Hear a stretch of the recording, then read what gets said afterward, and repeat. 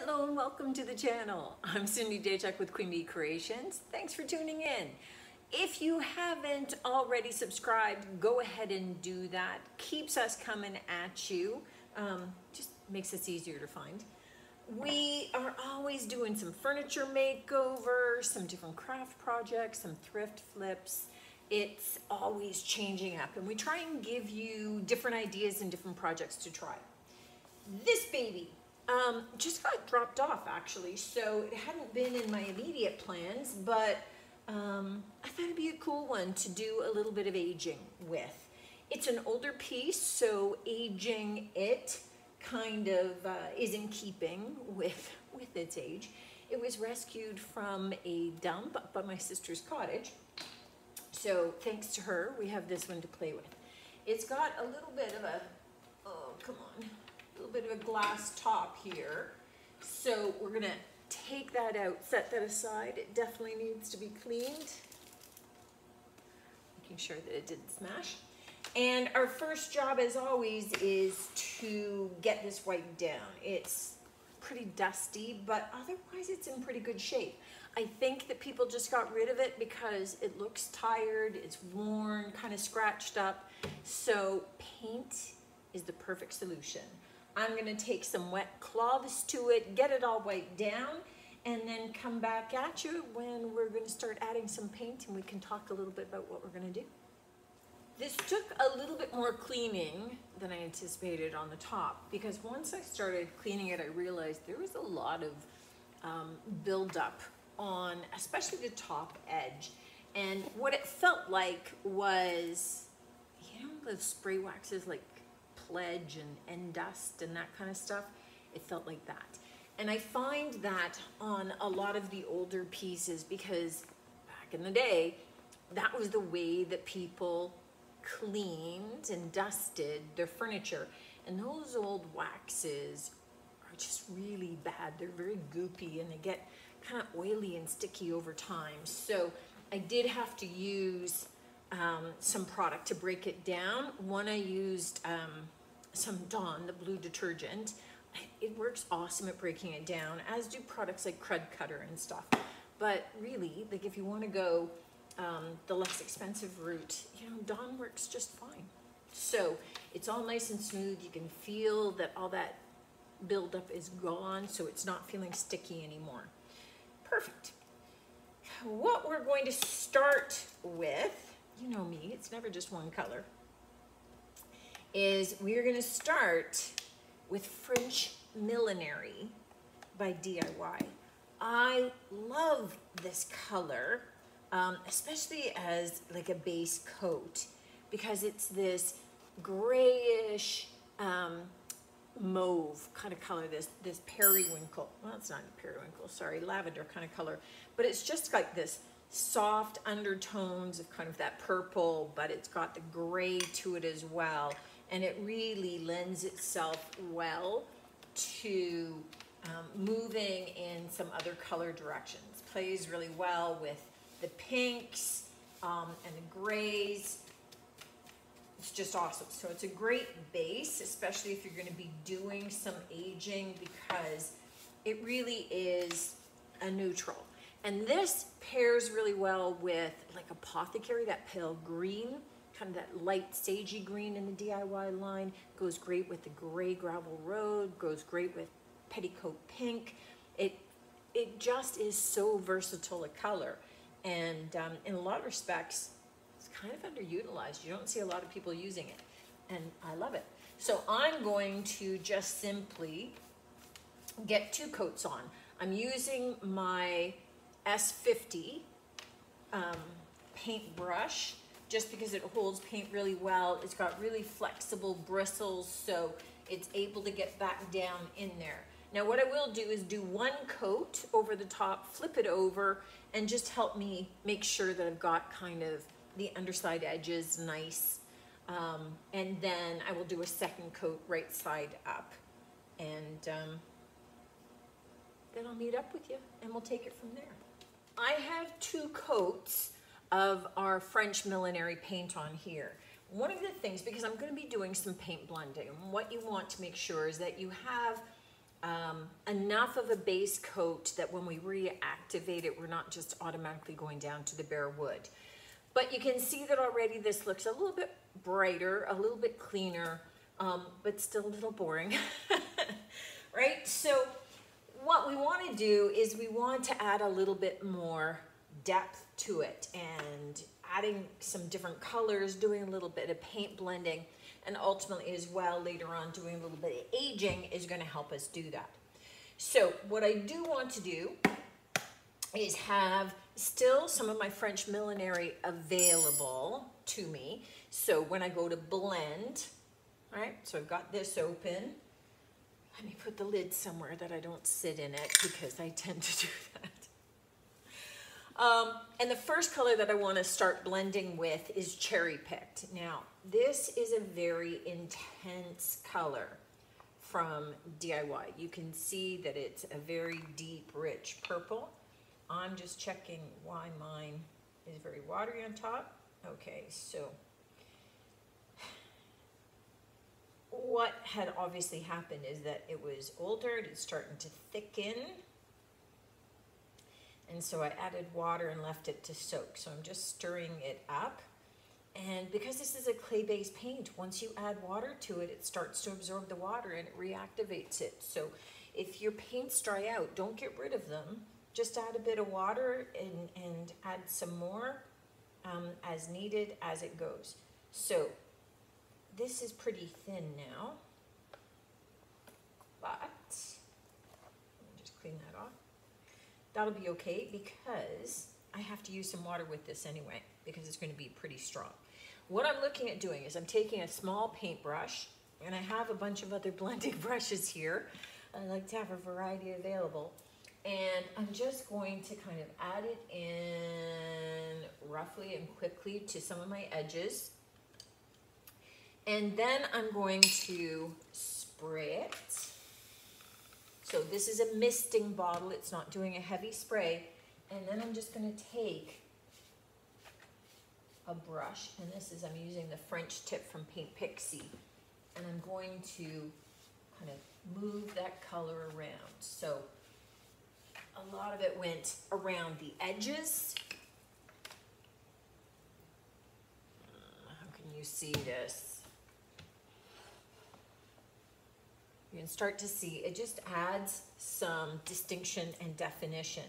And that's really what we're going for with this, is that I want to slowly build up some of the color. I don't want to overwhelm it.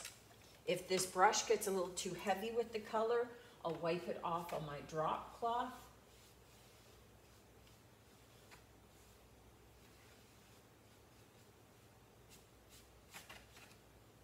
And or wiping it onto the piece itself is also a great way of doing it. So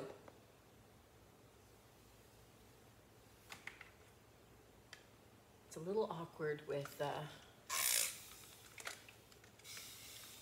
getting long-handled brushes in there. A little bit different.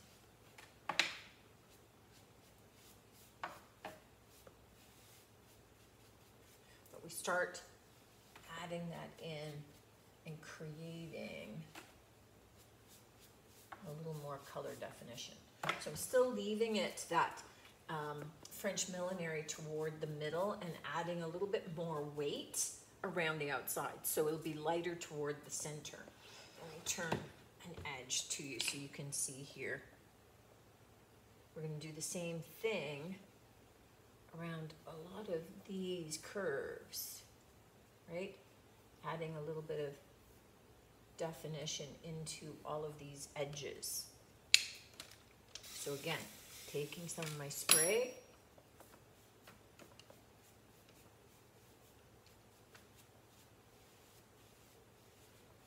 and blending it in, adding a little bit of depth.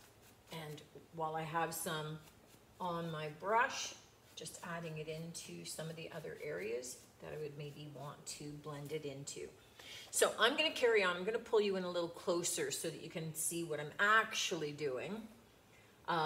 And then I'll carry on with the purple, so kind of that cherry color, before we move on to adding a little bit more. So it's kind of building up the layers, seeing how it goes, what I think I need next. Ultimately, we will also be doing some dark waxing on this piece as well to be able to age it and add to it.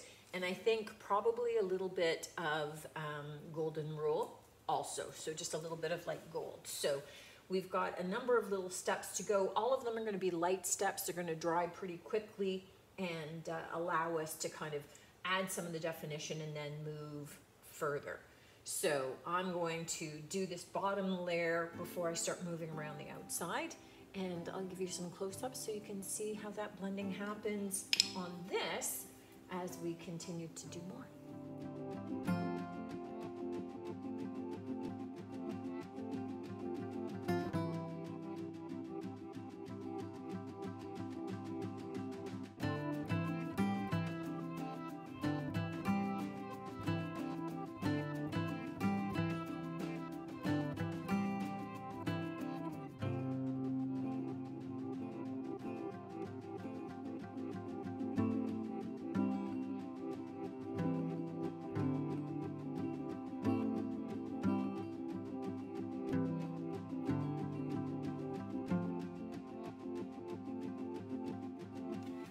My blending has dried and it's added a little bit more depth and definition around some of the detail areas, and that's perfect. What I want to do now for the next coat is I'm going to take a dark gray. So this is Weathered Wood by DIY, and I am just taking the raggediest chip brush I can find, and I am dipping in lightly, and I am going to wipe it off. And what I want to do is just quickly kind of dry brush some color into some of those details. So the blending gives you kind of a smooth look. The dry brushing is going to be kind of a rougher look. It's going to look like color on top of it, whereas the dry brushing ends up being more, the blending ends up being a more unified look, whereas the dry brushing is definitely kind of sitting on top. So I'm going to be adding a lot of this gray tone, again, over a lot of those edges and in some of those detailed areas, definitely up in kind of the shadows and crevices. And I'm going to add that over the entire piece. So that's the next step.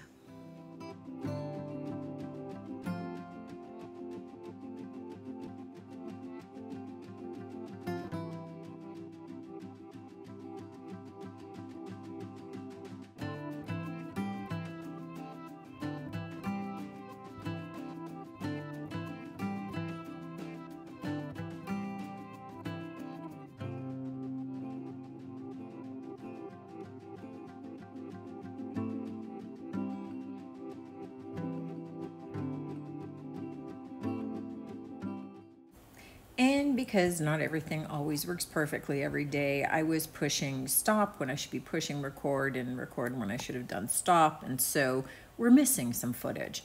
This step, though, which is when I thought the action had stopped, is when I'm applying the finishing wax. Now, what I did decide to do was I wanted to soften out. I want to gray out the color a little bit. So what I'm actually applying is some Gravel Road DIY paint added to my clear wax. It's just a dollop or two mixed in with the clear wax. And what it does do is it kind of grays out the piece without creating the smokiness or the floating color that you would have if I had added a gray wash. So you can kind of see as this is going on, and I apply my wax very lightly, but as I'm applying it, you can see where it starts to add kind of a light gray note. It just creates kind of a tonal difference and a softness to your color.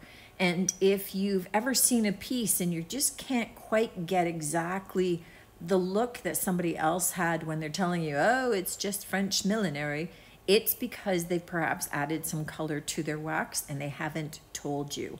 It creates a tonal shift that's subtle. People aren't going to notice it on the piece, but that makes a difference in the finished look. Now, the other piece that I missed filming was the addition of the Golden Rule wax. And you can see that I've added it just to those raised sections on each of the tiers, a little bit around the knobs. And you'll notice as well that I've added it a bit down the, I guess those stands, the legs, those pieces, but just in those inside crevices of it as well.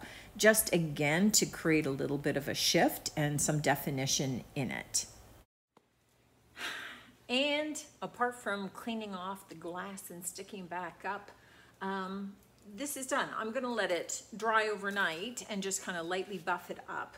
But this is pretty much it finished. You can see the little bit of gold in the center. My only tip for that, as you take a thin brush, is start from the center and go down and up so that the heavier concentration is toward the middle rather than really heavy on top and really light at the bottom, unless of course that's what you're going for. I'll take some close-up pics for you because I know it kind of gets washed out with the lights so that you can see, but it gives you an idea, hopefully, of some different alternatives. One, to maybe adding a little bit of color to your wax to be able to make a tonal difference to your finish. The combination of blending and then of dry brushing to add some different texture and different look to your piece. There's a lot of fun elements just to be able to play with your paint more than anything else, to be able to get different looks. And unless you play, you don't get to know what they are. So if nothing else, I hope that this gave you a couple of little tips, a little techniques that you can try on your next piece to have a little bit more fun with it. I appreciate your tuning in. Thank you so much. As always, I look forward to your comments and seeing you next time. Until then, take care.